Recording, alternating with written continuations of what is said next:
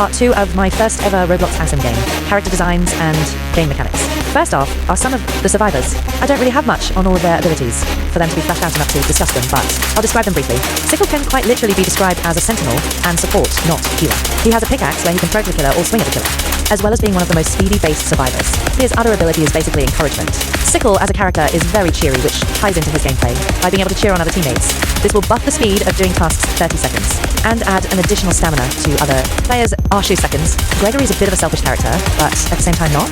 The snake on his arm holds his main movesets. It basically can turn into different shapes of weapons, shown a few art pieces on the screen. The closer it gets to LMS, the stronger his stuns are, so he is a character the killers want to kill first. You can also use the snake's eyes to control around the map. This could be used to either find the killer's position or other survivors, but it only highlights them for 10 seconds after the timer runs out for the user to spectate through its eyes.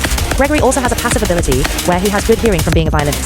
He can hear the killer from a farther radius than the default, meaning he is a counter to JPR. Taurus is pretty much a wildcard. Her most eye-catching ability is the fact she can go full-on Winter Soldier mode as one of her abilities. Basically, she's the only character that can jump inside the game, but the jump button triggers her to leap into the air and charge her left fist back when the default attack button is held down.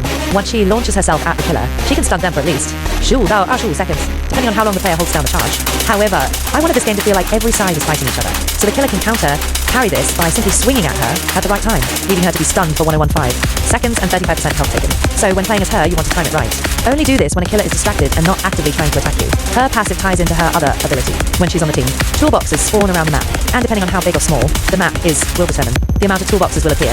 Tools that can spawn in them are a hammer, a wrench, a butane torch, a screwdriver, and pliers.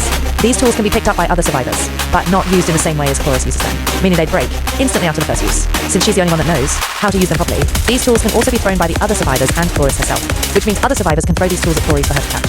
It'll prompt a quick time event that is really easy, so if you mess up, you weren't paying attention. Now here's the characters that aren't fleshed out at all, but with their roles and stuff.